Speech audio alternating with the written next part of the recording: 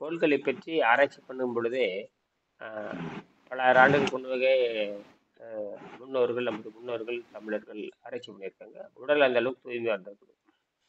1000 ஆண்டுக்கு முன்னாடிலாம் அந்த உணவு பழக்கம் இல்லை. அந்த நுட்பமான அறிவு பெற்றவங்க வந்து இந்த தண்ணீரை வைத்து சுத்தம் பண்ணியிருக்காங்க. அந்த அதாவது விடுதலை அடைவதற்கு உங்க தண்ணீரை தான் வச்சு சுத்தப்படுத்திருக்காங்க. தண்ணீரை மருந்தாக கருது. அதனாலதான் சித்தர்கள் தண்ணீரை மருந்தாக கருது இந்த கமண்டலத்தை வச்சுட்டே இருப்பாங்க.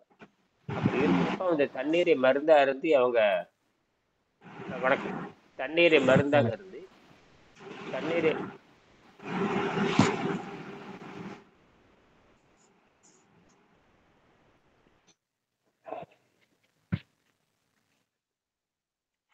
ஆஹ் 45ஆம் பாடத்துல 45ஆம் பாடம் பக்கம் 225 மனித குலத்தின் எதிர்காலம். மனித குலம் எங்கே போக வேண்டும், என்ன ஆக வேண்டும், இப்ப எல்லாமே வந்து சிந்திச்சிருக்கிறாங்க. இப்ப நேரத்தில் எப்போ வானத்தை அண்ணாந்து பார்த்தானோ அப்பவே வந்து அங்க போறதாக தான் அர்த்தம். வானத்தை அண்ணாந்து பார்த்து ஆஹ் சூழல் பருவங்களுக்கு தகுந்த மாதிரி வாழ்க்கை முறை அமைத்துக் கொள்ளுதல், இப்படிலாம் இருந்திருக்கு. இந்த மாதிரி தான் இந்த ஆகாயத்தை அண்ணாந்து பார்த்தல், ஆகாயத்துல என்ன இருக்குன்னு கண்டுபிடித்தல், இப்படி பல வகையான செய்திகளோடு அவங்க வாழ்ந்துருக்காங்க. அதுல வந்து நிறைய வந்து இந்த விண்வெளி பற்றி நிறைய கட்டுரைகள் எல்லாரும் அதுல வந்து பாத்தீங்கன்னா ஒரு குறிப்பிட்ட தேதியில தினத்தந்தி இளைஞர் மடல்ல இலவச இணைப்புல தினத்தந்தி வார அது தினத்தந்தி நாளிதழில் அது ஒரு இலவச இணைப்பு இந்த மாதிரி கொடுப்பாங்க. அதுல பாத்தீங்கன்னா கட்டுரைகள் அறிவியல் கட்டுரை இருக்கும். அது அறிவியல் கட்டுரை என்ன சொல்றேன்னு கேட்டீங்கன்னா, பிரபஞ்சம் அழிய போகிறதா, ஏற்கனவே வந்து நாம வந்து இந்த யூனிவர்சல் அன்இன்காபிட்டபிள் ஒன்று காமிச்சோம். யூனிவர்சல் அன்இன்காபிட்டபிள் அது வாழுகின்ற தகுதியை இழந்துருமான நான் பேசியிருக்கேன். இது மாதிரி ஏற்கனவே ஒரு புத்தகத்துல பேசியிருக்கோம். பார்த்தா அது 13ஆம் பக்கத்துல ஆமா வாழுகின்ற தகுதியை இழந்துருது அப்படிங்கிறத சொல்லியிருக்கோம்.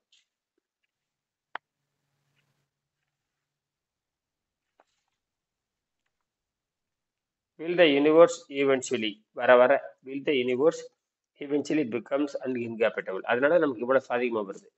வர வர வர வர வர வர வர விண்வெளி தகுதியற்றதை மாறுது. எப்படி பூமி தகுதியற்றதை மாறுது?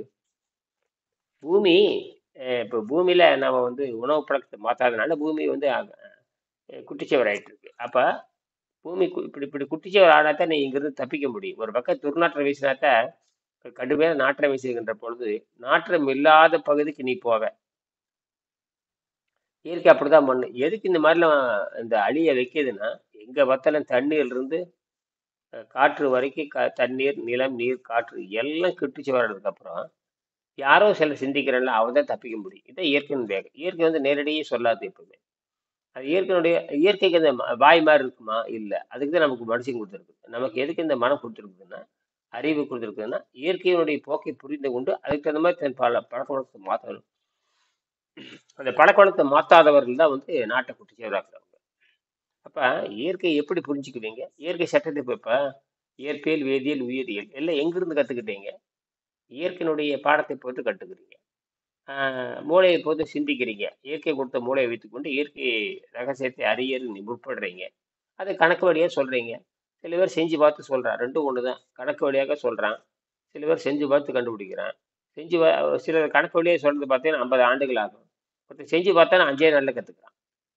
செய்முறை இப்ப நடலாம் வந்து நிறைய கண்டுபிடிச்சது காரணம் செஞ்சு பார்த்து கண்டுபிடிக்கிறது தான். அதுக்கு எனக்கு நேரம் இப்ப கூட செய்வருக்கு அந்த மின்சாரத்தை வந்து மலிவாக்கலாம். அது வந்து மின்சாரத்தை வந்து மலிவாக கண்டுபிடிச்சாச்சு. அதை வந்து அந்த செராமிக்ஸ், இந்த சுடுமண், சோடியம் மெக்னீசியம் ஃபெரைட்டுன்னு சொல்லக்கூடிய இந்த மூணையும் போட்டு நான் எனக்கு ஒரு ஆய்வகம் இருந்துச்சு அப்படின்னா எல்லாமே பண்ணி பார்த்துட்டு ஏன்னா இப்போ எனக்கு நேரம் மிச்சமாகும். இப்போ நான் இதில் பண்ணுற செலவை ஒரு மாதம் நான் இறங்கி உட்காந்துருந்துச்சு 15 நாளில் கண்டுபிடிச்சி வெளியே கொடுத்துடலாம். ஏற்கனவே எப்படி செய்யணும்னு தெரியும். அந்த மாதிரி தான் செஞ்சு அதாவது மனதில் போட்டு மனதிலே எண்ணத்திலேயே போட்டு செஞ்சு சொல்லிட்டே இருப்பாங்க. விஞ்ஞானிகள் அப்படிதான் சொல்லுவாங்க. அது பார்த்தீங்கன்னா தாட் எக்ஸ்பெரிமெண்ட்னு சொல்லுவாங்க. வெறும் தாட்டுன்னா சிந்தனை மரபுன்னு சொல்லுவாங்க. தாட் எக்ஸ்பெரிமெண்ட் சிந்தனையின் மூலமாக விவாதம் பண்ணுவாங்க. அது சில கணக்கெல்லாம் போடுவாங்க. கணக்கு போட்டே சொல்லிட்டே போவான். எதையும் செஞ்சு காட்ட மாட்டான். அவன் என்ன எவனாச்சும் ஒருத்தன் வந்து 50 வருஷத்துக்கு அப்புறத்தை கண்டுபிடிப்பான் இவர் சொன்னார்ல அப்படின்னு. ஆனா வள்ளுவர் சொல்றது எப்படின்னு கேட்டு, வள்ளுவர் சித்தர்கள் யாருன்னு செஞ்சு பார்த்து சொல்றவங்க. ரொம்ப ஆச்சரியமா இருக்கு. அந்த மாதிரி தான் விண்வெளி வாழ தகுதியற்றதா. ஏற்கனவே இங்க நம்ம வந்து science question 1001 answer, 1001 science questions and ஆன்சர்னு ரேட்டட் டைஜஸ்ட்ல நம்ம ஏற்கனவே பேசியிருக்கோம். அதே மாதிரி வந்திருக்கீங்க. அதாவது பல கிரகங்களும் ஒன்றோடு ஒன்று மோதி நொறுங்கும், உருத்தெரியாமல் ஆகிவிடும். மொத்தத்தில் எல்லா சக்திகளும் தன்மைகளும் மாறி ஒரு முழு தீப்பந்து போல ஒரே கிரகமாகிவிடும். அதாவது செதறி கிடக்கிற அத்தனையுமே ஒன்று சேர்ந்து புள்ளியா மாறும். செதறி கிடக்கிற சூரியன் வச்சுக்கோங்க. சூரிய சுத்தி இருக்க எத்தனையோ பல கோள்கள் இருக்கு, 7-8 கோள் இருக்குது. குறுங்கோள்கள் லட்சக்கணக்கில் இருக்குது. அதுக்கு பேர் குறுங்கோள்கள் லட்சக்கணக்கில் இருக்குது. இதெல்லாம் ஒன்னா சேர்ந்து உருகி ஒரே புள்ளியா ஒரே பந்தா மாறும். இது நடந்தே தீரும். சரி, இந்த விண்வெளி அதிரடி நடப்பதற்கு இன்னும் பல லட்சம் வருடங்கள் ஆகலாம். இந்த மாதிரி நிலையில் மனிதன் மட்டும் அழியாமல் நினைக்க முடியும். க்ளோஸ்டு, அதாவது நான் கண்டுபிடித்த இந்த க்ளோஸ்டு சர்க்யூட் வாட்டர் இன்ஜின் மின்சாரத்தை தன்னைத்தானே பிரித்து கொண்டு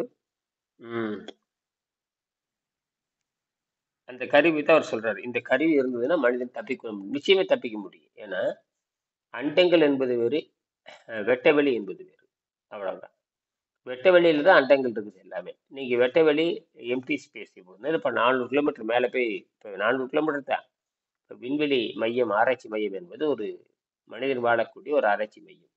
மனிதன் வாழ்ந்துட்டு இருக்கிறேன், நாங்கள் ஆராய்ச்சி பண்ணிட்டு இருக்கிறோம். ஒரு வீட்டில் ஆராய்ச்சி பண்ணுற மாதிரி, அதுக்கு தான் விண்வெளி மையம் பேர். அது எல்லா தகுதியும் அங்கே இருக்குது. அது பூமியில் இருக்கிற மாதிரி எல்லா தகுதியும் அங்கே இருக்குது. பூமியில் இருக்கிற மாதிரி காற்று, செயற்கை உண்டாக்கிக்கிட்டோம். பூமியில் இருக்கிற மாதிரி காற்று, பூமியில் இருக்கிற மாதிரி நீர், ஈர்ப்பு விசை எல்லாம் வச்சிருக்கிறோம். ஆகார பழக்கம் என்பது வேற. மற்ற இந்த 3 அடிப்படை. ஈரப்பதம், இப்போ நம்ம பூமியில பார்த்தீங்கன்னா ஈரப்பதம் இருக்கும், நம்ம வீட்டில் பார்த்தீங்கன்னா ஈரப்பதம் இருக்கும். அந்த குறிப்பிட்ட ஈரப்பதம் இருக்கணும். அந்த 32 டிகிரி 33 டிகிரி இருக்கணும். அப்புறம் தண்ணி இருக்கணும், காற்று இருக்கணும், வெளியிருந்து எந்த வகையான அழுத்தம் இருக்கக்கூடாது. இப்படியெல்லாம் செயற்கையை கண்டுபிடிச்சிருக்கிறோம். அது அருமையான கண்டுபிடிப்பது. அப்போ அதே மாதிரி தான் நாம் கட்ட போறோம். இதுக்கு வந்து எல்லாரும் ஒன்று சேரணும். போரில் இருந்து தவிர்க்கணும். அதுக்கு இந்த உணவு பழக்கத்தை மாற்றணும், பசித்தாக்கத்தை கட்டுப்படுத்தணும், தவ வாழ்க்கை வாழணும். தவம்னு என்னன்னு இந்தியாவில் இன்னும் யாருக்கும் தெரியாது. இந்த 30 வருஷத்துக்கு முன்னாடி தவம்னா பசித்தாக்கத்தை முறையாக நிறுத்தணும். இதை பார்த்து யாரோ வந்தாங்க வச்சுக்க, ஒரு 10 பேர் வந்தாங்க. அவங்களுக்கு வந்து இப்போ ரெண்டு பேர் தொலைபேசியில் வந்து எனக்கு அந்த புத்தகத்தை அனுப்பி சொன்னாங்க. அவங்க இந்த ஒரு மாதம் நன்கொடை கொடுத்து சேருங்கன்னு சொல்லி தகவல் கொடுத்தாச்சு. அவங்க சேரட்டும். அதுபோக நம்ம பேசி காணொளி பேசிய ஒரு 10-20 எல்லாம் போட்டு விட்டுச்சு. அவன் அதை பார்த்துக்க வேண்டியதுதான், பார்த்துட்டு முடிவெடுக்க வேண்டியதுதான். ரொம்ப சௌகரியமாக போச்சு. அப்படியே லிங்க் அனுப்பிச்சோம்னா அவன் பார்த்துக்கிறான். இது வரைக்கும் விவாதம் பண்ணாத பூரா அதில் இருக்கு. பொறுமையாக பார்த்தா நம்ம தப்பிப்பேன். ரொம்ப வசதி தான். அவன் அதுக்கு அந்த நேரத்தை வந்து குறைஞ்சி வச்சு ஒரு 15 நாளாவது நம்மளுடைய காணொலி பார்த்தா புத்தி வந்துடும். நிறைய பேர் இப்போ என்ன சொல்றாங்கன்னா, நான் வந்து ஒரு 6 வருஷமா பார்த்துட்டு இருக்கிறேன், 1 வருஷமா பார்த்துட்டு இருக்கிறேன், நீங்க பயிற்சியெல்லாம் சொல்றது பார்த்து உடம்பு குறையுது அப்படிங்கிறதுல அவன் தொடர்ந்து கவனிச்சிருக்கிறான். அந்த ஊர்லயே அவன் ஒருத்தன் தான் கவனிச்சிருக்கிறான். 8 கோடி மக்கள் இருக்காங்கன்னா 4.5 லட்சம் பேர் தான் இது வரைக்கும் பார்த்துருக்காங்க. இது பத்தாது, குறைஞ்சபட்சம் 1 கோடி பேர் அதை பார்த்துருக்கணும். 1 கோடி பேர் பார்த்துருந்தா இது எங்கேயோ போயிருக்கு. 1 கோடி பேர் 4000 வீடியோ பேசிருக்கு, 4000 வீடியோ போட்டிருக்கேன், 3900 வீடியோ இதுக்கு மேலே போயாச்சு. அந்த பதிவு பண்ணவும் 3500 பேர் தான். 4000 வீடுக்கு 3000 பேர்னா இன்னைக்கு என்னங்க 0.7, அவ்வளவுதான். அவ்வளவுதான் பார்க்குறாங்க அவங்க. காரணம் வந்து பார்த்தீங்கன்னா, இது வந்து அவன் உணவு பழக்கத்தில் கை வைக்கிறான். உணவு அது அறிவியல். இது அறிவியல் யாரும் கவனிக்க மாட்டாங்க. ஆனால் நாங்கள் அறிவியலுக்கு முக்கியம். இப்போ நம்ம பேசுறது அது முழுக்க அறிவியல். தினம் அறிவியல். நம்ம எனக்கு வந்து 24 மணி அறிவியல் படிச்சுக்கிட்டே இருக்கிறேன். வாட்ஸ்அப்பில் போய் கேட்குறேன். அது குறிப்பாக ஜாட்சிபியில் போட்டு கேட்டுன்னு கேட்குறேன். புது படமெல்லாம் போட்டிருக்கும் பாருங்க. அது அப்படி கூட விளம்பரம் அனுப்பலாம். அந்த யூடியூப் விளம்பரத்தை போட்டிருக்கிறேன். போட்டு அதில் வாட்டர் டயட், நீர் மருத்துவம்னு போட்டிருக்கேன். அது எல்லாம் அனுப்பலாம். இப்படி ஒன்று இருக்குன்னு தெரிஞ்சுக்கிட்டேன் அப்படின்னு. அதனால் நமக்கு வந்து என்ன நினைக்கிறாங்கன்னா, நேற்று கூட இந்த இதய அடைப்பை பற்றி கேட்டார். இதயம் எப்படி ஒன்றுமே கிடையாது, பூரா அமிடம் தான். கோயம்புத்தூர்கார அந்த சின்ன பையன் மீறி மீறி பண்ண வந்தாலும் 40 42 இருக்கும். எங்க மாட்டிக்கிட்டேன் பாரு. 42 வயசுல உனக்கு என்ன ஐயா வருது? கடுமையான மாவுச்சத்து. என்னது? கொடூரம் ஐயா. 40 வயசுல எதிராட போய் விட்டா போய் சேர்ந்துருவாங்க. டபக்குன்னு முடிஞ்சு போச்சுங்க ஐயா. அதான் 10 வயசு 15 வயசு 20 வயசுல சாகரான காரணம் பூரா இந்த மாவு சத்து தான். பேக் ரைட்டு மாவு சத்து. எப்படி தப்பிப்பீங்க நீங்க? கொடுமை. சரி, முடிச்சுக்கலாம். இந்த மாதிரி நிலைமையில் மனிதன் மட்டும் அழியாமல் நிலைக்க முடியும். அப்ப இயற்கையில இருந்து தான் பாடம் கத்துக்கணும். அப்ப இயற்கையை நீங்க புரிஞ்சுக்கணும். இயற்கை அப்பப்ப எச்சரிக்கை கொடுக்குது. அண்டைகள் சுருங்கி விரியுது. வெட்டவெளி வெட்டவெளி தனியா இருக்கு. ஒரு காலி இடத்துல எல்லாம் நடந்தாகணும். காலி இடத்துல தான் எல்லாம் சண்டை போட்டாகணும். காலி இடத்துல தான் எல்லாம் புயல் வரும். காலி இடத்துல தான் நீர் இருக்கும். காலி இடத்துல தான் நெருப்பு இருக்கும். ஆனா காலி இடம் உண்ணாகாது. அந்த காலி இடத்துல போய் நம்ம இருந்துக்க வேண்டியதுதான். அங்க வெடிச்சு சிதறது பார்க்கலாம். இப்ப வான வேடிக்கை விட்டீங்கன்னா வானத்துல போய் வெடிக்குது. கீழ இருந்து வேடிக்கை பார்க்கறது. நமக்கு என்ன ஆகுது? ஒண்ணும் ஆகுறது இல்லை. அதே மாதிரிதான் வான வேடிக்கை நடக்கிற மாதிரி தான் நாம தூரத்துல இருந்து பார்த்துக்கிட்டு இருப்போம்.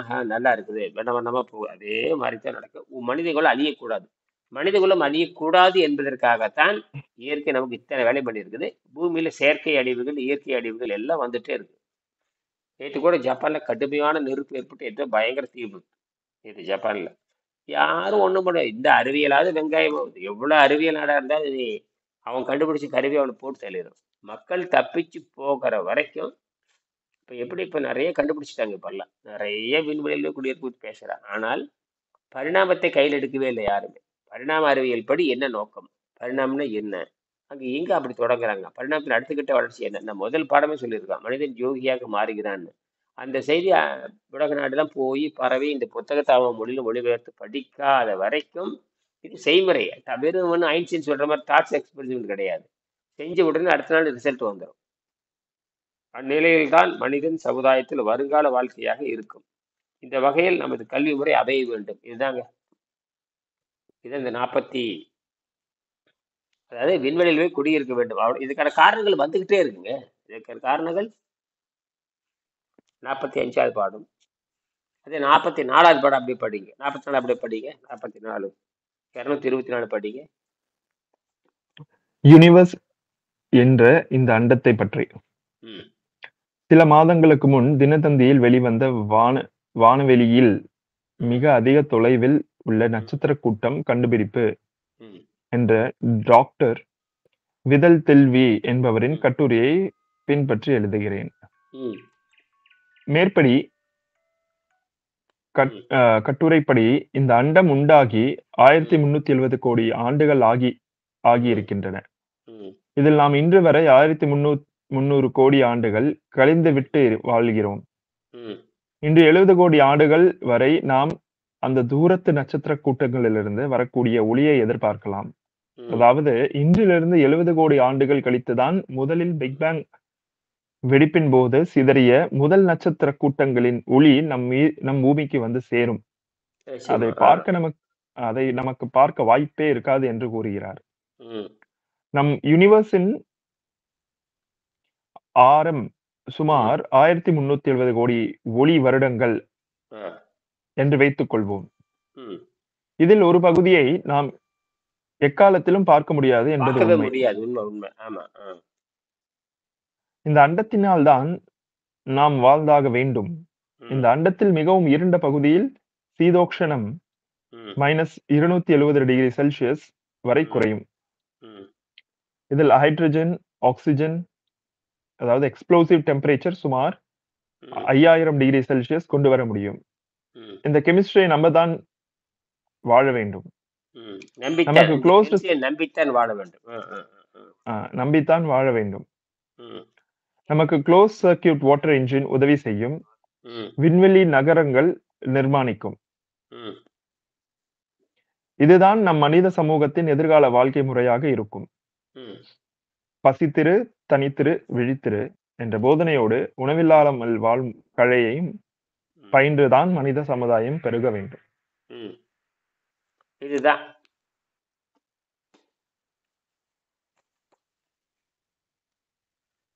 நீங்க கேள்வி கேட்கல. இதை விட்டா ஒரு வழி இல்லை. இது எப்படி தப்பிச்சு போறது, எப்படி வீடு கட்டி வாடுறது, இது எல்லாம் பண்ணிடணும். பூமியில பண்ணக்கூடிய அத்தனை வேலையும் நம்ம அங்க விண்வெளி செய்யணும். அவ்வளவுதான். ஏன்னா குழந்தைகள் இருக்காங்க. குழந்தைகளை வந்து நீங்க பரிணாம அறிவியல அவங்க மாத்த முடியாது. அவங்க 40 இந்த பசி தாகத்தை அவங்களால கட்டுப்படுத்த முடியாது. அதனால இப்ப பாருங்க, எல்லாரும் இங்க விண்வெளியில போய் மனுஷன் சாப்பிடுறதுக்காகவே கண்டுபிடிச்சாலும் அந்த குழந்தைகளுக்கு இந்த அர்த்தம். இப்ப நாம ஒரு பழம் சாப்பிட்டோம்னா அந்த குழந்தைகளுக்கு தான் பொருந்தும்னு அர்த்தம். நாம விருப்பத்துல சாப்பிட்டாலும் இந்த குழந்தைகளுக்கு இயற்கையாகவே அது இருக்கிற அந்த உணர்வு, இந்த பசி தாகம்ங்கிறது இயற்கையில் இருக்குது. அதை சரி பண்ணி ஆகணும். அது விலங்கு நிலையில் தான் இருக்குது. அது மரம், அதாவது விதை நிலையில தான் இருக்கு. விதையை பக்குவப்படுத்தி அது மேல வர்றதுக்கு அந்த குறிப்பிட்ட ஆண்டுகள் ஆகிற மாதிரி தான். ஆஹ், நாம போனாலுமே அந்த குழந்தைகளை அங்க உற்பத்தி பண்ணி அந்த இனப்பெருக்கம் செய்வதற்கு கொஞ்சம் நாள் ஆகுது. இந்த மரபணு மாறுவதற்கு கொஞ்சம் நாள் ஆகுது. அப்புறம் ஒரு வயசு குழந்தை போய் இனப்பெருக்கம் செய்ய முடியாது. அதே 20 வயசு பையன் இனப்பெருக்கம் செஞ்சிருவான். இதே தான். ஒரு வயசு குழந்தை, ஒரு வயது மனித குழந்தை எப்படி இனப்பெருக்கம் செய்யாது. ஏன்னா அதுக்கு மரபணு. பார்த்தா விலங்குமா மனிதன் மாதிரி இருக்குமே தவிர அது கிடையாது. அது 20 வயசு ஆகிறப்ப இனப்பெருக்கத்துக்கு வருது, அந்த தகுதி வருது. இது இயற்கையில் இருக்கிறது தான். ஆகையால அப்ப நாம போனாலுமே நம்ம உங்களுக்கான ஏற்பாடு செஞ்சு வச்சு ஆகணும். ஏற்பாடு இவங்களா வருவாங்க, இவங்களுக்கு செஞ்சு வைக்கணும், முன்னாடி செஞ்சு வச்சுட்டு போயிடணும். அதான் விஷயமே. அதனாலதான் இது வந்து சமூகத்திற்காக கண்டுபிடிக்கப்பட்டது. மனிதனை குலம் காப்பாற்ற வேண்டும். இயற்கை இந்த நோக்கம் என்னப்பா? இயற்கை நோக்கம் நமக்கு சாதகமா தான் இருக்கு. இல்லாட்டா எப்படி இந்த இவ்வளவு வேகத்துல நோய் குணமாகும்? ம். அப்ப நீங்க சொல்ற மாதிரி இந்த விதை நெல் சொல்றது இந்த மனித சமுதாயத்தை காப்பாற்றி வைக்கிறதுக்காக நமக்கு ஆஹ் தேவைப்பட்டே அதே ஆகணும். அதுக்கு ஒரு ஆஹ் சாம்பிள் மாதிரி. சாம்பிள் தான். அந்த சாம்பிள் அப்ப அந்த சாம்பிள்னா இப்போ இப்ப பாத்தீங்கன்னா இந்த நீர் மருத்துவத்தின் மூலமாக மட்டும்தான் அது சாத்தியமாகும். வேற வேற எப்படியும் அது எதுலயும் சாத்தியமாகாது. சாத்தியம். உணவு தின்னுட்டே இருந்தா யார் இப்ப நல்ல கற்பனை பண்ணி பாருங்க. உணவு தின்னுட்டே இருக்கிறான்னா யார் உற்பத்தி பண்ண போறாங்க? யாருக்கு இயற்கையில பாருங்க. இயற்கையில் இனப்பெருக்கம் செய்யற எண்ணம் மட்டும்தான் இருக்குமே தவிர 10 ஏக்கரை பூமி வாங்கி நெல்லு பயிர் பண்ணலாங்கிற எண்ணம் யாருக்கும் இருக்கு. இயற்கையில அப்படி கிடையாது. இயற்கையில ம். அங்க போய் இப்ப நீங்க சிங்கப்பூர் போனது எனக்கு விவசாயம் பண்றதுக்கு போனீங்க. ஏதோ ஒரு காரணத்துல பணம் சம்பாதிக்க போனீங்க. வேற என்ன? அது கிடைக்கிறத வாங்கி தின்னுட்டு கடைசியில மாட்டிட்டு முழிச்சீங்க. அப்புறம் தான் தெரியுது, ஓ இப்படித்தான் அப்படி. அப்ப எல்லாத்தையும் நோக்கம் என்ன? ஏன் பூமி இந்தியாவில் உட்காந்து இதே பணத்தை இந்தியாவில் சம்பாதிக்க வேண்டியது. கூடுதலா சம்பாதிக்கிறாங்க. இப்படித்தான் மாட்டிக்கிறாங்க. ஏன் சொற்பமா சம்பாரிச்சா என்ன? பணம்ங்கிற சிறிய தேவை. இப்ப நான் வந்து பூமியில் உட்காந்துருக்கிறேன். நான் சிறிய அளவு தொகை இருந்தா போதுங்கிறேன். இங்க இருந்து எல்லாத்தையும் பேசுறேன். அதே மாதிரி தவறான கல்வி முறை. திரைக்கடலோடையும் திறமையும் தேடுங்கிறது அது ஏதோ ஒரு சொல்லியிருப்பாங்க. இருந்த இடத்துல பொருள் தேடுறதுதான் அறிவியல் முறை. ஆக்கம் ம். அதர்வனாய் செல்லும்பாரு. வெற்றி வந்து இருந்த இடத்துக்கு வருங்கிறாரு. அது எப்படி இருந்து? இப்ப இனியன் பேசுறாருன்னா இருந்த இடத்துல நம்ம பேசுறோமே இல்லையா? இதே தானே. இருந்த இடத்துலயே பொருள் ஈட்டுற முறைன்னு ஒண்ணு இருக்கு. ஓடி சென்று பொருள் ஈட்டுற முறைன்னு இருக்குது. இருந்த இடத்துலயே பொருள் ஈட்டுற முறை தான் கரெக்ட். அப்ப அந்த இடத்துக்கு வளமையான சிந்தனை இருக்கணும். ஒரு நாடுன்னா எந்த நாட்டிலும் பிச்சை எல்லாம் அமெரிக்காரன் பிச்சை எடுக்கிறான், உக்ரைன்காரன் பிச்சை எடுக்கிறான், இந்தியாக்காரன் பிச்சை எடுக்கிறான். இதெல்லாம் கேவலம் கேவலம் கேவலம் கேவலம். 140 கோடி மக்களை வச்சுக்கிட்டு நாம பிச்சை எடுத்துட்டு இருந்தா என்ன அர்த்தம்?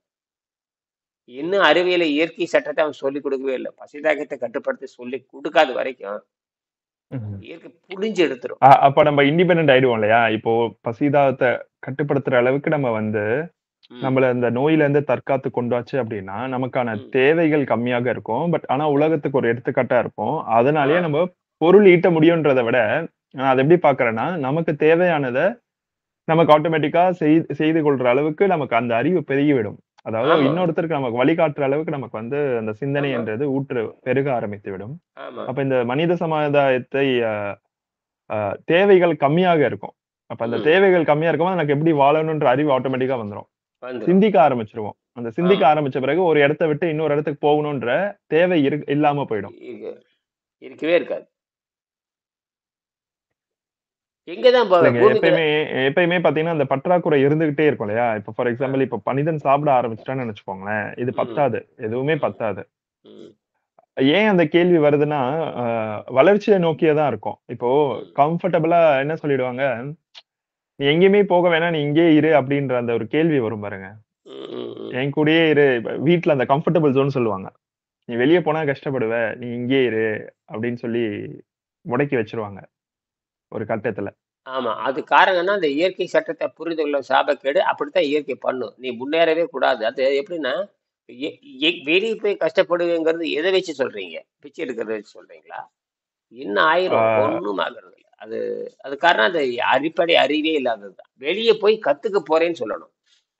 ஆசிரியர்ட்ட போய் கத்துக்க போறேன், அறிஞர்ட்ட போய் கத்துக்க போறேன் அப்படின்னு சொல்லணும். அப்ப எந்த வகையான பிளானுமே இவங்களுக்கு இந்தியால கிடையாது. வெளிய உம் போறானாவே அவன் கல்வி கற்க போறான்னு அர்த்தம். பெற்றோர்கள் தன் குழந்தைய வந்து அறிவாளிகிட்ட போய் நிறுத்தணும். பெற்றோரோட கடமை என்ன? உம் பட் ஆனா இங்க என்ன ஆயிடுதுன்னு நினைச்சுக்கோங்களேன். சுற்றுச்சூழல் வந்து பாத்தீங்கன்னா, அதுக்கு ஏதுவாக அந்த ஃபார் எக்ஸாம்பிள் அந்த தாய் மட்டும் கிடையாதுங்கய்யா. அந்த சமூகமே பாத்தீங்கன்னா, அதுக்கு வந்து ஒரு சப்போர்ட் பண்ணணும். இல்லையா? அது பட் ஆனா இப்ப இழிநிலை சமூகம். அதான் இழிநிலை சமூகம். அதாவது எப்படின்னா, சமூகத்த 2ஆ பிரிக்கலாம். அந்த ஒழுக்கமுள்ள சமூகம், ஒழுக்கமற்ற சமூகம். இந்தியால இருக்கிற ஒழுக்கமற்ற சமூகம் தான். ம். அத கேள்வி கேட்டு அத டிஸ்டர்ப் பண்ற மாதிரி தான் இருக்கே தவிர, அந்த சமூகமோட சேர்த்து ஃபார் எக்ஸாம்பிள் நம்ம ஒரு நல்ல விஷயத்த கத்துக்கணும் அப்படின்னு வச்சுக்கோங்களேன். ம். அது எல்லாருமே துணை புரிவாங்கன்னு சொல்ல முடியாது இல்லையா? ம். இப்போ ஆமா. நம்ம ஃபார் எக்ஸாம்பிள் இந்த நீர் பயிற்சிய எடுத்துக்கோங்க. இத வந்து ம். எத்தன பேரு இப்போ நம்ம பிராக்டிஸ் பண்றோம். ம். இத வந்து இவன் பிராக்டிஸ் பண்ணிட்டானா என்ன ஆகும் அப்படின்னு தெரிஞ்சுக்கிட்டாங்கன்னு இதோட பெனிஃபிட்ஸ் தெரிஞ்சுக்கிட்டாங்கன்னா, ம். அத வந்து நம்மள வந்து இத செய்யக்கூடாதுன்னு முடிவு பண்ணிட்டாங்கன்னா, இதுக்கு நெகட்டிவான பாயிண்ட்ஸ் இது நெகட்டிவே இல்லன்னா கூட நெகட்டிவான பாயிண்ட்ஸ் நெறைய சொல்லுவாங்க. ஆமாம். வீட்டிலேயே தொடங்கும். வீட்டிலேயே தொடங்கும். அப்போ வீட்டிலேயே தொடங்கும். அவங்களுக்கெல்லாம் புரிய வச்சுட்டு தான் பண்ணணும் அப்படின்ற நிலை வரும்போது என்ன நடக்கும்? அது ஒண்ணு அவங்களுக்கெல்லாம் புரிய வைக்கணும் கூட முடியாது. அவங்களே அடிபட்டு, அடிபட்டு செத்து சுடுகாடாய்த்தான் வரணும். அதான் இயற்கை வந்து உள்ளுணர்வு குடுத்துருக்குது. இவனுக்கு ம். எப்ப அடி வாங்கும்னா, சொகுசு வாழ்க்கை அடிபடும் பொழுதுதான் சொகுசு வாழ்க்கை இன்பம் அடிபடும் பொழுதுதான் தெரியும். இன்பம்ங்கிற இயற்கையில ஒண்ணு கிடையாது. இன்பம், துன்பம்ங்கிற இயற்கையில ஒண்ணுமே கிடையாது. இவனே நெனச்சுக்கிறான். அவ்வளவுதான். அப்ப நீ சாப்பிடாம ஒரு வாழ்க்கையா? அப்ப அப்படி என்ன உன்ன வாழ சொல்லுது? அப்படின்ற கமெண்ட் வருது. அது வரும்பொழுது என்ன கேட்டா, இந்த தீய தீய எண்ணங்கள் அப்படிதான் வரும். அது ஏன்னா, நுகர்வு கலாச்சாரம், இந்த நுகர்வுங்கிற ரொம்ப கொடூரமான அந்த அந்த அந்த வார்த்தையே ஒழுக்கமின்மை. குடுத்துட்டாங்க பாரு. நுகர்வோர். ஆ நுகர்வோர் இந்த வாழ்வோர்ன்னு குடுக்கவே இல்ல. நுகர்வோர் நுகர்வோர். வாழ்வோர் வேற, நுகர்வோர் வேற. அதாவது நுகர்ந்து சாக வேண்டும் என்பதற்காக தலைப்பு. சிகரெட் குடிப்போர், சிகரெட் குடிப்போர் நலச்சங்கம், பீடி குடிப்போர் நகல் சங்கம் மாரி, இந்த மாரி. ஆனா இப்ப பாருங்க, இப்படியே பாத்தீங்கன்னா, கன்சியூமரிசம் ஆ கன்சியூமரிசம், அவ்வளவுதான். கேபிட்டலிசம். இப்ப இந்த ஆ 2 மட்டும் தான் இருக்கு. நம்ம அவ்வளவுதான். உட்கொண்டுகிட்டே இருக்கணும். உட்கொண்டுகிட்டே இருக்கணும். அப்பதான் உங்களுக்கு வியாபாரம் இருக்கும். அப்பதான் அவங்க அதேதான். முதலாளி ஆக முடியும். இப்படித்தான். அவனால உலகத்து எந்த நன்மையும் கிடையாது. அதாவது ஏழைகள்னாலையும், எளிய மக்கள்னால தான் உலகம் இயங்குது. ஏழைகள்னாலையும், ஏழைகள்னாலையும், எளிய மக்கள்னால தான் உலகம் இயங்குது. இல்லைங்க. அத இப்ப இது காரணம். மாதிரி நீர் மருத்துவம் வந்தாச்சு, உலகெங்கும் போயாச்சு அப்படின்னா, அப்ப ஏழைகள்ன்ற ஒரு கான்செப்ட் இருக்காது இல்லையா? அதான் இலர் பலர் ஆகிய காரணம். அதான் வள்ளுவர் சொல்லுவாரு. இலர் பலர் ஆகிய காரணம். ஏழைகள் பலராக இருப்பதற்கு காரணம், நோன்பு நோக்காத காரணத்தினால் எல்லாரும் ஏழையா மாறிட்டாங்க. இப்ப எனக்கு வந்து அந்த என்ன இந்த குறளுங்க அது? இலர் பலர்? இலர் பலர் ஆகிய காரணம், நோற்பார் சிலர் பலர் நோலாதவர். ம். போட்டு பாடுங்க. இலர் பலராகிய காரணம், இந்த தவ வாழ்க்கை வாழாதவர் சிலராகவும், தவ வாழ்க்கை செய்யாதவர் சிலராகவும், தவம் செய்யாதவர் பலராகவும் இருக்கிற காரணத்தினால் கொடுமையான எல்லாமே வரும் எழுதுறாங்க. இலர் பலர் ஆகிய காரணம், நோற்பார் சிலர் பலர் நோலாதவர். இரவு ம். எச்சத்தில் எடுத்துக்கு. இரவு இரவு அதுல இருக்கு. அநேகமா 90.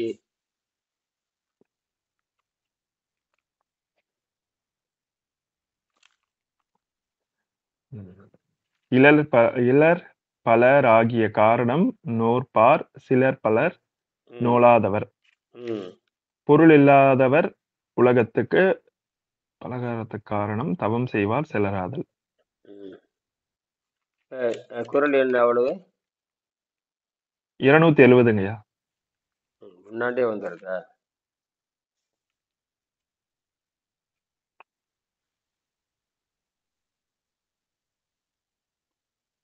இதே தவம் கீழே 269. அதுக்கு மேல கூற்றம் குதித்தலும் கைகொடும் எவனை வெல்லுகின்ற தன்மை. இலர் பலராகிய காரணம். இல்லைன்னா வறுமை. வறுமை வறுமை ம். வறுமை வறுமை பலராக ம். இருப்பதற்கு காரணம் என்ன? அந்த தவம் செய்து வாழ்கின்ற ஒழுக்கமின்மை. என்னது?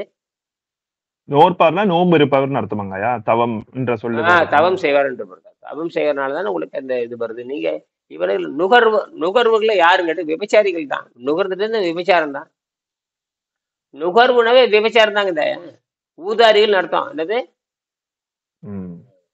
ஊதாரிகள். இங்க நோற்பார் என்ற சொல் வந்து தவம் செய்பவர் அப்படின்ற பொருள் ஆமா, எடுத்துக்கலாமா? தவம் செய்பவன் அர்த்தம். இயற்கை நோக்கமே தெரியாம நோன்புல புலன்களுக்கு மட்டும் நோன்பு வேலை இருப்பவங்க. கொடுத்துட்டு இருக்கிறவன். என்னது? வாய்க்கு மட்டுமே, புலன்களுக்கு மட்டுமே. அவனால எதுவுமே நடக்காதுங்க ஐயா. அப்படி புலன்களுக்கு மட்டும் வேலை கொடுக்கறவன் தான் 100க்கு 100 பேரு. 99.99 வருவான். அழுகி போய் கிடக்குறான். வரவன எப்படி இருக்க? நாற்றம் பிடித்தவனா தானே இருக்கிறான். நான் பாக்குறோம்ல. தூய்மையானவன் யாராவது நீ பார்க்க முடியுதே? நம்ம பேசுறமே யாராவது தூய்மை அப்படி நான் தூய்மையா இருக்கிறேன்னு யாராவது சொல்றாங்கன்னு பாருங்க. எல்லாம் அழுகி போய் பிரச்சனையோட தான் இருக்கிறான். காரணம் அந்த நுகர்வு கலாச்சாரம். அந்த இயற்கத்தை நுகர்வுலயே கொண்டு போய் அவனுக்கு சாக்கடிக்கும். நீ குழந்தைகளுக்கு கண்ட பழக்கத்தை கொடுக்கற காரணம் என்ன? பெற்றோரை பார்த்து அந்த பழக்கத்துல பழகிக்குது. தவறான பழக்கம் எந்த பெற்றோராவது தன் குழந்தைக்கு இயற்கை உணவு பழக்கம் கொடுக்குறாங்கன்னு பாருங்க. இயற்கை உணவு பழக்கமே இருக்காது. என்ற குடும்பம் உட்பட. என்ற குடும்பத்துக்கு என் குழந்தைகள் பெருசாயிட்டாங்க. சும்மா சொல்றேன். எனக்கு குழந்தை கிடையாது, ஒண்ணும் கிடையாது. 2 குழந்தை பெருசாகி போயிட்டு இருக்குது. மற்றவங்க எனக்கு தொடர்பே கிடையாது. நாம என்ன பண்ண முடியும்? இப்ப நான் வந்து இயற்கை உணவை பத்தி பேசுறேன். என்னோட பேர குழந்தை எப்படி இயற்கை உணவுல இருக்குன்னு நான் எப்படி எதிர்பார்க்க முடியும்? அவங்க குழந்தை அது. அவங்க பண்பாடு நாகரிகம் வேற மாதிரி இருக்கு. அவங்க இயற்கை பத்தி அவங்க வந்து பெற்றோர்கள் வந்து இயற்கையை வந்து குழந்தை நினைக்கணும். அவங்க சிந்திக்கணும். நான் எப்படி சிந்திக்க முடியும்? இப்ப இயற்கை உணவுன்னு ஒண்ணு இருக்குதுங்க. இப்ப இயற்கை இவ்வளவு பேசுறீங்க நீங்க. இயற்கை உணவை பத்தி நீங்க இது வரைக்கும் சிந்திக்காம இருந்தீங்க.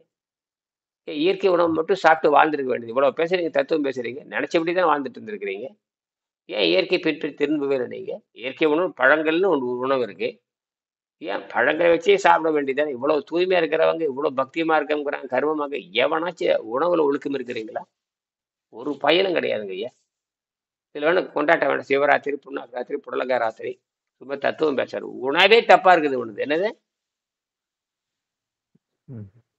இல்ல நான் நினைப்பேன் நீங்க ஏன் இவ்வளவு சாடுறீங்க அப்படின்னு நினைப்பேன். பட் ஆனா நீங்க சாடுற மாதிரி தான் இந்த உலகம் இருக்கு அப்படின்னு. ஆமா. நான் நல்லா இருக்கப்பா. நான் வந்து நான் யாரை பார்த்து கத்துக்குவோம்? சமூகத்தை அந்த ஆதங்கத்துல தான் நீங்க பேசுறீங்க.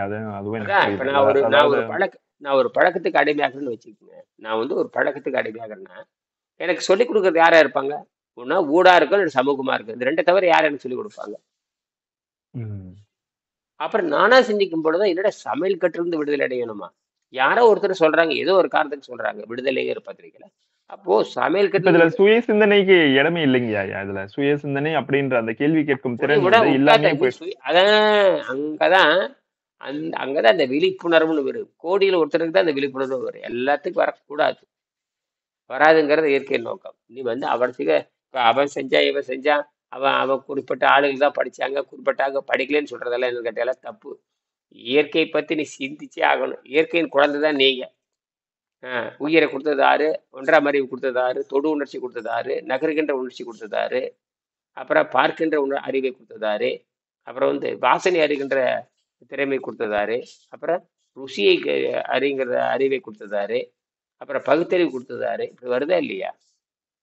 இதெல்லாம் கொடுத்ததாரு இயற்கை தானே. அப்ப இயற்கையை நீ புரிந்து கொள்ள அதனுடைய சாபக்கேடுதான். அப்ப இயற்கையை புரிஞ்சிருந்து கணக்கு போடுறீங்க.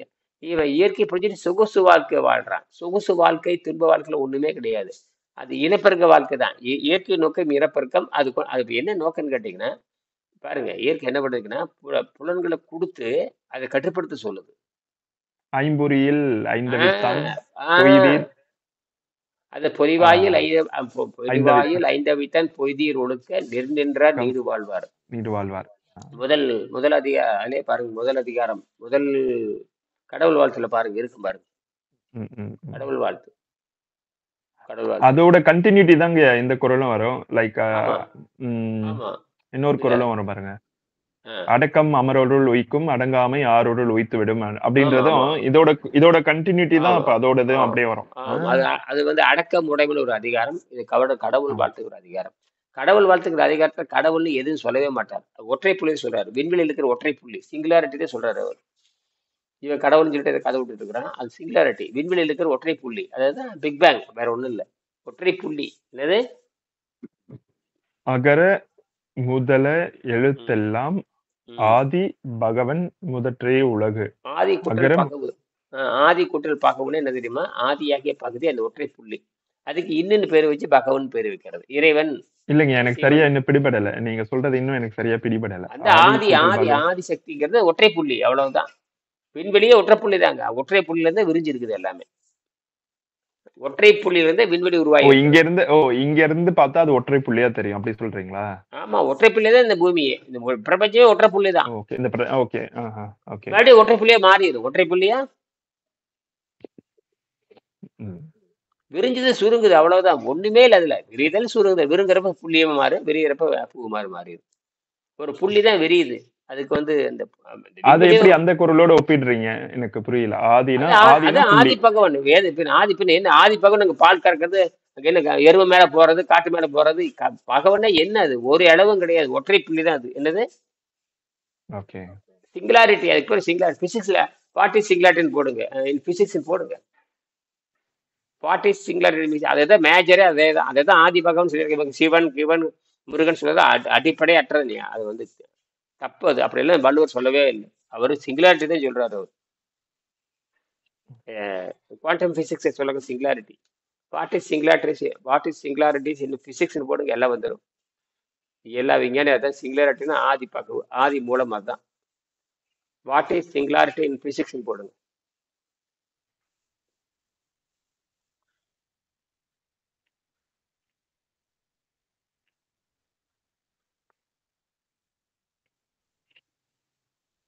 ம்.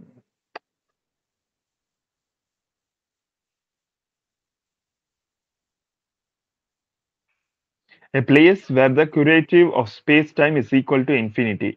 ம். Curvature of space-time. அது எல்லாமே வருங்க. The quality, the state of being singular, something that is singular. ம். A point or region of an infinite density which is held to a final state of matter falling into a black hole. ம். ம். ம். ம். ம். A curve that cross themselves. ம்.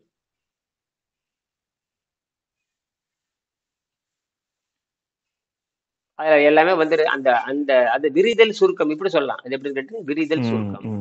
அதாவது இப்ப நம்ம கண்ணின் மூலியமாக வச்சு பார்க்கும்போது ம். அப்படியே எக்ஸ்பேண்ட் ஆயிட்டே போய் அப்படியே விரிந்து ம். இந்த பிரபஞ்சத்தையே நமக்கு காட்டுது. நம்ம கண்ணு அப்படின்றத ஒரு சிங்குலர் பாயிண்டா எடுத்துக்கிட்டோம் அப்படின்னா, அந்த ம். கண்ணின் வழியாக நம்ம இந்த உலகத்தை பார்க்கும்போது விரிஞ்சுக்கிட்டே போகுது இல்லையா? ம். ம். ம். அப்படிதான் நான் அதை பாக்குறேன். அப்ப அந்த இந்த பிரபஞ்சத்தையே ஒரு பிளாக் ஹோலா நம்ம பார்க்க முடியும். நம்ம அப்ப அது விரிஞ்சுக்கிட்டே வந்து எங்க சுருங்குது அப்படின்னா நம்ம கண்ணின் வழியாக அந்த ஒரு பாயிண்ட் முடியுது. ஆ, விரிஞ்சு போறது மீண்டும் கண்ணு வர சுருங்குது. கண்ணு வர சுருங்கிட்டு வரணும். இங்க இருந்து விரிஞ்சு விரிஞ்சு போகுது. இவ்வளவுதான். இதைத்தான் வள்ளுவர் சொல்றாரு. இந்த இந்த முண்டங்கள் கண்டபடி எழுதி வச்சிருக்காங்க. ஒரு மதிப்பெண் வாங்குறது நாமளா. சொல்லுங்க. அகர முதல எழுத்தெல்லாம் ஆதி பகவான். ஆதி பகவன். ஆதின்றது ஆதி அந்த ஒற்றை புள்ளிதான். அந்த அங்க இருந்துதான் வருது அப்படிங்கிறாரு. அந்த எழுத்து எல்லாம் ஆ தொடங்கி 200 பார்த்தீங்கன்னா விரிவு உயிரெழுத்து 12, மெய் எழுத்து 18, ஆயுத எழுத்து 1, அப்புறம் நெடில் குடில் மொத்தம் 33 எழுத்து இருக்கு. இதுல வந்து குட்டி போடுறது சேர்ந்து குட்டி போடுறது 216, அதோட சேர்த்து 247 எழுத்து போடுறது. சரியா? உயிர்மை எழுத்து 216. அகரம்னா இந்த அண்டம்னு எடுத்துக்கணுமா? அப்போ அகரம் எழுத்து அகரம்னா எழுத்து. அகரம் ஆளுதான் தொடங்கும். உலகத்துல எல்லா மொழியும் ஆளுதான் தொடங்கும். ஆளதான் தொடங்கும். அகர முதலன்னா அதுதான் முதல் எழுத்து. அகர முதல் அதுதான் அதுல இருந்து தொடங்கி ஆதின்றது விண்வெளி. ஓகே. பகவு அப்படின்னா பகவனா நம்மளுடைய ஒற்றை புள்ளி. ஆமா, அந்த பகவன ஆதியாகி பகுதின்னு அர்த்தம். ஆதியாகிய பகுதி. ஓகே. ஆதி கூட்டல் பகவு, ஆதி பகவு. அந்த ஆதி பகவுன்னு அந்த அதுதான் அந்த விண்வெளியாகிய பகுதி. அது ஒரு ஒற்றை புள்ளி பகுதி. அது ஒரு சிங்குலாரிட்டி, ஒரு பகுதி சொல்றான். அந்த இன்னுன்னு பேரு வைக்கிறது வந்து நான் பேருன்னு தனக்கு பேரு வச்சுக்கிறது. இன்னுங்கிறது இவங்க வச்சுக்கிற பேரு. அது இன் விகுதின்னு சொல்லுவாங்க. இறைவன், இறைவி, அவன், இவன். அப்ப பகவான் என்ற சொல்லுக்கு பகவு அப்படின்ற சொல்லுல இருந்து பிரித்தல்னு பேரு. பகவன பிரிச்சல்னு பேரு. ஆதி பகவன்னா ஆதியாகி பகுதின்னு அர்த்தம். ஆதி பகவு அப்படின்னா ஆதியாகி பகவன் அர்த்தம். ஆதி பகவு, ஆதி கூட்டல் பகவு கூட்டல் அன், ஆதி கூட்டல் பகவு கூட்டல் அன், ஆதி பகவன். ஆதினா ஒற்றை புள்ளி, அவ்வளவுதான், சிங்குலரிட்டி. அப்படியே விரிஞ்சு போய் மேடு கரையில சுருங்கி வந்துடும்.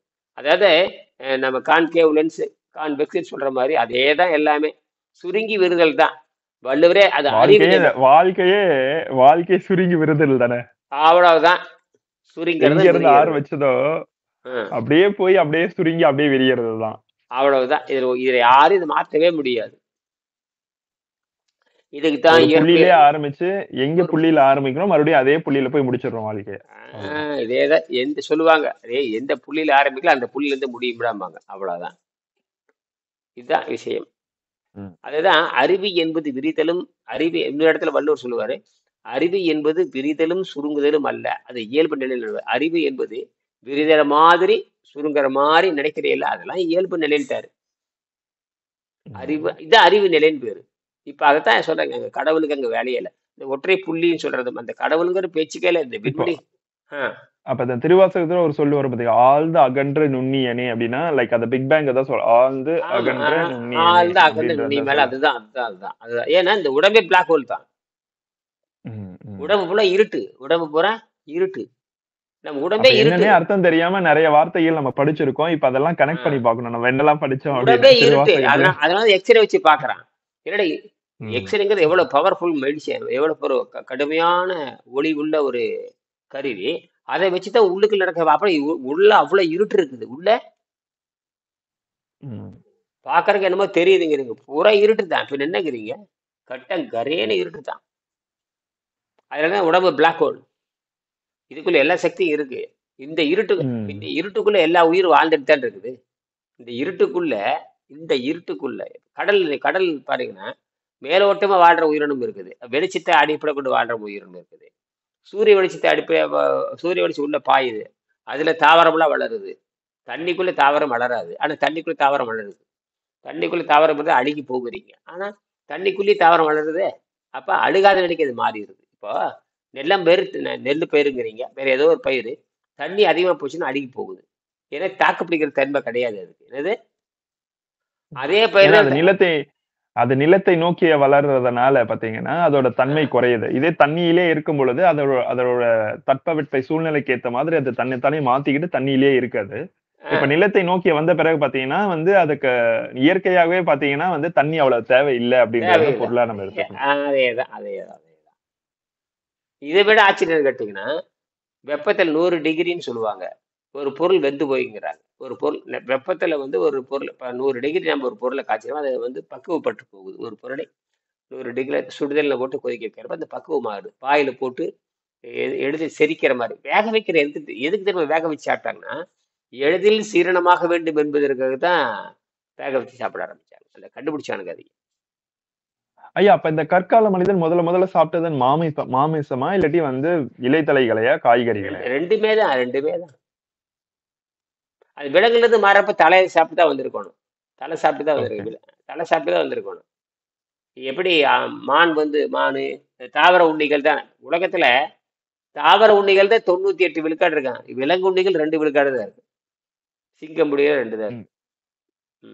அந்த வகையில பார்த்தா 2 விழுக்காடு 3 விழுக்காடு 5 விழுக்காடுக்கு மேல வரவே வராது. மற்றது பூரா அதெல்லாம் உயிர்களை அடிச்சு கொள்றது. இது வந்து இயற்கை நேரடியாக புல்லுக்கு திங்கிறது. இது 95 விழுக்காடு சைவ பிராணி தான் இருக்கும். அதாவது தாவரத்தை சாப்பிடுற விலங்கு தான் இருக்கும். நம்ம தான் விண்வெளியிலிருந்து சக்தி எடுத்துக்கிறோம், அவ்வளவுதான். இது சரியான முறை தான். இதுக்கு வந்து பல கோடி ஆண்டு ஆயிருக்கு, நமக்கு புரியவே இல்லை. அதாவது பல கோடி ஆண்டு ஆயிருக்கு. ஒரு மனிதன் எப்படி வந்து வெவ்வேறு வடிவம் எடுக்கிறதுக்கு பல கோடி ஆண்டு ஆயிருக்கிற மாதிரி நாம வந்து இந்த உடம்பு சக்தியை வந்து இப்படி மாத்துறதுக்கு அவ்வளோ மாற்றி வச்சிருக்குது. இதை நம்ம புரியறதுக்கு நமக்கு வந்து தெரியாம போச்சு. இது வந்து பலாயிரம் ஆண்டுகள் 20,000 ஆண்டுகளா அப்ப நடந்தாச்சு. பகுத்தறிவு தோண்டி வளரும் பொழுது சக்தியை வெளியிருந்த அப்பதான் காற்றை கண்டுபிடிக்கிறான். சுவாசம் தான் இருக்கு, சுவாசம் தான் உயிர்னு கண்டுபிடிச்சது தமிழர்கள் தான். அப்படிலாம் சுவாசம் தான் உயிர்னு கடவுள்னு பேர் வச்சா. நீங்க எதவோ கடவுள்னு சொல்றீங்க, சுவாசம் தான் கடவுள் நம்ம பேர் வச்சோம். அந்த உள்ள போயிட்டு வரனால சிவன் வச்சோம். அந்த சிவன் வெளியே போகாம இருக்கணுங்கிறதுக்கு உடம்பு வச்சோம். உடம்பவே கோயில்னு சொன்னது நம்ம தான், தமிழர்கள் தான். அப்புறம் தான் பிளாக் ஹோல் வரைக்கும் போகுது. பிளாக் ஹோல்ல அவங்களுக்கு சம்மந்தம் கிடையாது. நம்ம தான் கண்டுபிடிக்கிறோம். எல்லாமே இப்ப இருக்கிற எல்லாரும் நாம தான் கண்டுபிடிச்சு சொல்றோம். சித்தர் கண்டுபிடிச்சாருன்னு சொல்றதெல்லாம் ஏற்றுக்கொள்ள முடியாது. அப்ப அந்த எனர்ஜி இருந்துகிட்டே இருக்குது. அவங்க வெவ்வேறு வடிவத்தில் பேர் மாத்தி சொல்லியிருப்பாங்க. என்னது இன்னைக்கு பிளாக் ம். ஹோல்னு சொல்றதுனாலயே அது ஏற்கனவே இருந்துட்டு தான் இருக்கு. இருந்துட்டு இருக்கிறது பேர் வைக்கிறீங்க. அது ஒண்ணு விண்வெளியில் ஒரு பொருளை கண்டுபிடிக்கிறீங்க. அதாவது என்னெல்லாம் உலகத்துல இருக்கோ அது எல்லாத்துலயுமே உச்சத்தை கண்டு மறுபடியும் நிலைக்கு வந்தவன் தமிழன் அப்படின்றது புரியுது. அது எந்த ஆமா ஆமா. எந்த ஒரு அதுக்கிட்ட பரிமாணமாக இருந்தாலும் சரி, ஆமா அது ஆமா. எந்த கலைகளா இருந்தாலும் சரி, ஆ, ஆ, சிற்பக்கலையா இருந்தாலும் சரி, ஆ. கட்டிடக்கலையா இருந்தாலும் சரி, அறிவியலா இருந்தாலும் சரி, ம், பொருட்களை வந்து லைக் மெட்டலார்ஜியா இருந்தாலும் சரி, கெமிஸ்ட்ரியா ம். இருந்தாலும் சரி, பிசிக்ஸா இருந்தாலும் சரி, இப்போ உடம்பையே வந்து அந்த உச்சத்துக்கு போய் பார்த்து, அப்ப எல்லாத்துலயுமே மனிதன் உச்சகட்டமா வாழ்ந்திருக்கான் அப்படின்றது பாத்தீங்கன்னா, ஒண்ணும் இல்ல. தமிழன் மட்டும் தான் வாழ்ந்திருக்கான் அப்படின்னு. நீங்க அறிவுபூர்வமா சிந்திச்சு பாருங்க. உங்க குடும்பமே உங்களை எதிர்க்க ஆரம்பிக்கும். அது அது தெரிஞ்ச விஷயம் தானுங்கய்யா. இப்ப அறிவை நோக்கி அந்த சிந்தனையோட நம்ம பயணிக்கும் பொழுது, அவங்களுக்கான இடம் அந்த இடத்துல இருங்க. கம்மியாயிட்டே அப்ப போகுது இல்லையா? அப்படின்னா இதுல இருந்து பிரிஞ்சு போன பல கோடி பேர் இருப்பாங்க. நீ அறிவாளி இருக்கிறது எதுக்காக அவனுக்கு பிடிக்காது. நீ அறிவாளியா இருக்கிறது எதுக்காக இருக்கிறவனுக்கு பிடிக்கவே பிடிக்காது. பன்னிக்குட்டி மாதிரி இருக்கணும். அதான் விஷயம். அப்ப ஏன் என்ற கேள்வி கேட்டா தானே என் வாழ்க்கை. இப்ப வருதுல அதுதான் ஏன் ஆமா. என்ற கேள்வி அதுதான் என்று அது அதுதான் நீ கேட்காமல் அது யாரும் இல்லை அதுதான். அப்படின்னு. அதனாலதான் வன்னியர் செல்வம் வர்றாரு, நீங்க வர்றீங்க. காலையில 4 மணிக்கு யாரு வர்றாங்க? 2 பேரை தவிர யாரும் வர்றதில்ல. நம்ம குழுவிலே பார்த்தா 10 பேர் தான் இருக்கணும். இதுவே பெரிய வெற்றி தான். சிங்கப்பூர் மருத்துவத்துல எத்தனை பேர் இருக்கிறாங்க பாருங்க? 10 பேர் தான் இருக்கிறான். அமெரிக்க மருத்துவத்துல 7, 8 பேர் இருக்கிறான். அஹ் இதுல தமிழ் மருத்துவத்துல பார்த்தீங்கன்னா ஒரு 30 பேர் 40 பேர் இருக்கிறோம். அது வந்து மாத்தியாச்சு. வழக்கம் போல இந்த 6, 5 பேர் தான் வர்றோம். இதுவே பெரிய வெற்றி தான். இது பெரிய வெற்றிங்க ஐயா. இன்னும் விளையாட்டுங்கள்ல நீங்க வந்து உணவு இல்லாமல் வாழும் கலைன்னு விளம்பரம் பண்ண உடனே ஒரு 4 பேர் வர்றது 4 கோடி பேர் வர்றதுக்கு சமம். விளையாட்டு இல்ல. அவன் பார்த்தது இப்ப எல்லாமே பாருங்க. இந்த யூடியூப்ல பண்ண வேலை தான் தெரியும். நான் பார்த்துட்டு இருக்கிறேன். வர்றவன் பூரா நான் 6 வருஷம் பண்ணிட்டு தான் இருக்கேன். 3 வருஷமா செஞ்சுட்டு இருக்கிறேன். 6 மாசம் அந்த பதிலோட தானே வர்றீங்க. 10 பேர் வந்து நான் வ- வ- ஆ, நான் பார்த்த உடனே கால் பண்ணேன் அவ்வளவுதான். பார்த்த உடனே ஆ, அடுத்த நிமிஷம் போன் எடுத்தேன் கால் பண்ணேன் அவ்வளவுதான். எனக்கு இது இல்ல, இல்ல. அவ்வளவுதான். இன்னும் சிங்கப்பூர்ல இருந்து யாரும் சிங்கப்பூர்ல 2 பேர் வந்தாங்க. இப்ப பன்னீர்செல்வத்தை ஆளவே ம். காணும். என்ன ஆயினார்னு தெரியல பன்னீர்செல்வம். ஒரு வாரமா ஆளவே காணும். பன்னீர்செல்வம் என்ன ஆனாருன்னு தெரியல. பண்ணிட்டு இருக்காரா பண்றாருன்னு இப்போ வச்சுக்கங்க. மலேசியா மலேசியா மலேசியா தானே ஆ, சொல்றீங்க? 4, 5 நாளா காணுமே. ம். அப்ப பண்ணிட்டு இருக்காங்க. அது பயம் இருக்கும். பயம் இல்ல. ஐயா பயம் சாதாரண பயமா? அடேங்க அப்பா! ஆர்வக் கோளாறுங்கிறது கடைசி வரைக்கும் இருக்கக்கூடாதுங்க. அறிவை தெளிவாகிற வரைக்கும் ஆர்வக் கோளாறு அதுல வர்றது பூரா ஆர்வக் கோளாறு தான். தப்பிக்கிறதுக்கான வழியை பார்த்துட்டு வர்றதுதான். அது ஆழமா சிந்திச்சுலாம் வரமாட்டாங்க. அதனால புத்தகத்த முதல்ல ஒருத்தர் கூட யாரோ கேட்டிருக்காங்க. முத்தையான்னு ஒரு ஆள் புத்தகம் கேட்டிருக்காரு. ஆஹா. 200 நாள் அனுப்புங்கன்னு சொல்லியிருக்கேன். உங்களுக்கு கூட அனுப்பிச்சு வச்சேனே. பாருங்க முத்தையான்னு ஒரு ஆள் இருப்பாரு ஆமாங்க. பாருங்க. படிச்சேன். வந்துச்சு அந்த மெசேஜ் வந்துச்சு. பட் ஆனா ஆ, அவங்க தொடர்பு கொள்ளணும் இல்லையா? இப்போ ஆமா. நம்ம உங்க தொடர்பு உங்க கொண்டோம் அப்படின்றத 2 விஷயம் இருக்கு. அவங்களா அத கேட்கறாங்களான்னு ஒண்ணு இருக்கு. இல்லாட்டி நம்மளா குடுக்குறோமா அப்படின்னு ஒண்ணு இருக்கு. இப்ப ம், அவங்களா தேடி வரட்டும். ஏன்னா குடுத்தாச்சு எல்லாமே அறிவு குடுத்தாச்சு. ம், ம். அவங்களா கால் பண்ணட்டும் அப்படின்ற ஒரு அறிவு ஆமா, ஆமா. வரட்டும் நான் அப்படின்னு. வேணா அவங்க எண் குடுத்து வச்சிடுறேன். நான் உங்க எண்ண அவங்களுக்கு குடுத்து வச்சிருப்பேன்னு நெனைக்கிறேன். ஆமா இருக்கும்னு நெனைக்கிறேன். ம். குடுத்துட்டு அவங்கள்ட்ட குடுத்துட்டு உங்களுக்கும் குடுத்துட்டேன்னு நெனைக்கிறேன். அவங்க புத்தகம் வேணும் எனக்கு 2 புத்தகம் வேணும்னாங்க. முதல்ல $200 கட்டு அவ்வளவுதான். 20,000 கட்டுட்டுங்க அவங்க. ம். ஐயா நீங்க என்ன பண்ணுங்க, இனிமேல் கொஞ்சம் வந்து இந்த ஹெட்செட் போடாம கொஞ்ச நாள் நீங்க ட்ரை பண்ணி பாருங்க. சரி. ஹெட்செட்டே வேண்டாம். நான் என்ன ஆ, சொல்றேன் அப்படின்னா, நம்ம இத பேசுறோம் பார்த்தீங்களா?